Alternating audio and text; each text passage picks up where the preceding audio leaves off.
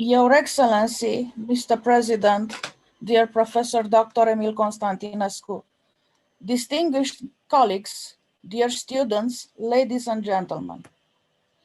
It is a great honor as well as a privilege for me to deliver a short speech on the occasion of the opening of the second edition of the annual Interdisciplinary School of Ancient Greek, Egyptology, and Near Eastern Literature, organized in partnership by the Institute of Advanced Studies for the Levant Culture and Civilization, Institute of Mediterranean and Oriental Culture of Polish Academy of Sciences, Hyperion University of Bucharest Department of Social, Humanistic and Natural Sciences, and the University of Bucharest Department of Faculty of Foreign Languages and Literatures. I am happy and grateful to be part of the organizing committee and honored to be the representative of Hyperion University of Bucharest. All the more so, this event was to be carried out with the means of deep scientific academic analysis, historical and philological, as our main partner is the Institute of the Levant Studies, led by an eminent scientist and visionary president, His Excellency, Mr. President, Professor Dr. Emil Constantinescu. The fact that we are today at the second edition of the annual school is a reason for satisfaction and hope. We are glad to see that gradually these fascinating interdisciplinary fields that go down deeply to the origins of humanity attract in Romania more and more both undergraduates and graduates interested in the values of humanity's past.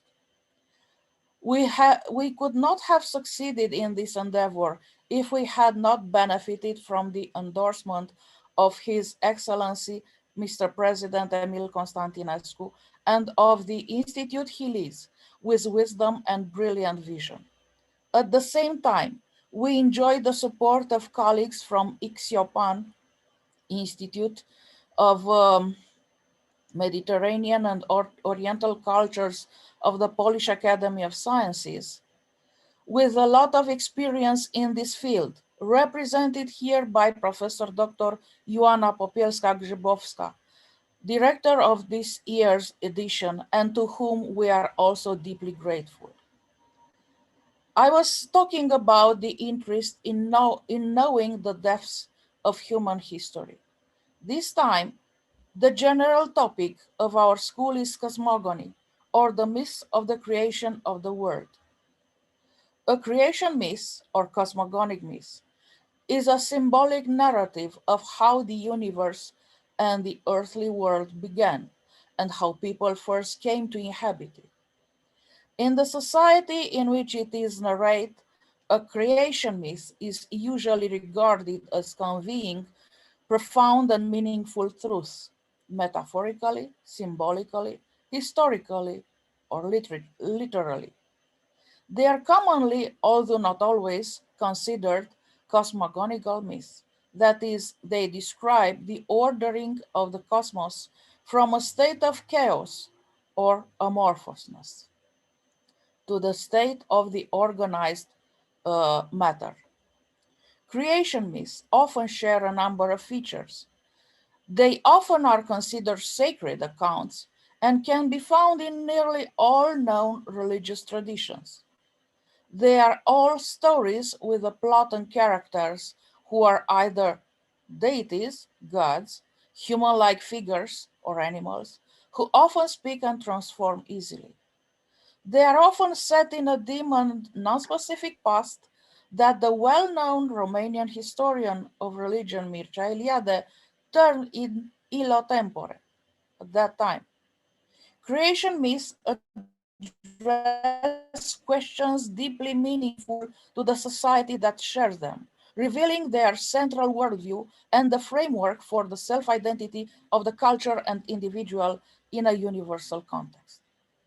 While originally creation myths have been initiated and firstly developed in oral traditions. After the invention of writing, they developed typically in multiple versions found throughout human culture. Since they opened the eyes of consciousness to reality, people have sought to explain the origins of the reality that they perceived. They looked up at the sky, and the immensity of the stars in the firmament incited their inquisitive spirit. While traveling, they met all other people, exchanged ideas, and shared common observations and visions, which gave them hope that their findings were shared by others. And myths began to be organized into coherent systems about the appearance of the universe and the world. Today, theoretical physics talks about theoretical models regarding the origins of the universe. Well, they are not far from the essence expressed in mythological narratives. Dear participants, starting from today over the course of a week, we invite you to join us and discover a series of the most interesting myths from the ancient Egypt, the Middle East, and ancient Greece. We are convinced that you will not regret it and you will be with us also the next year. I would like to express my full gratitude to the distinguished colleagues from the organized team, um, Associated Professor Dr. Maria Luisa Dumitru Oancea, Dr. Cătălin Ștefan Popa, Mrs. Director Luisa Niță, and Dr. Ana Maria Răducan, without whom this event could not have taken place. At the same time, I would like to express my deep gratitude to the illustrious international scholars, well-known Egyptologists, and dear friends who have generously agreed to present their research to the participants. Professor Dr. Ioana Popielska-Gribowska from the Institute of Mediterranean and Oriental Cultures of the Polish Academy of Sciences. Professor Dr. John G. from Brigham Young University. Dr. Georgia Cafici from the Școala Normale Superiore di Pisa, Faculty of Art, and Dr. Somia Gava from Kyoto University. I greet all the distinguished specialists, professors, and researchers who will generously share during this second edition of our annual interdisciplinary school their experience to the students who want to satisfy their thirst for knowledge. I wish a lot of success to everyone, and I hope that this event will contribute to the opening of a gateway of knowledge and inspiration to that cradle of civilization and humanity, represented by the Mediterranean, Middle East, the Levant, and ancient Egypt, which have provided successful models and networks to mankind to this day.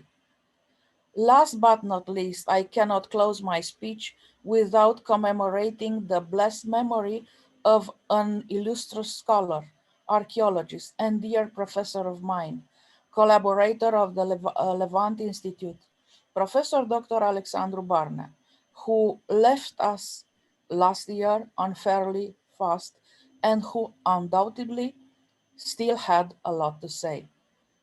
Thank you so much.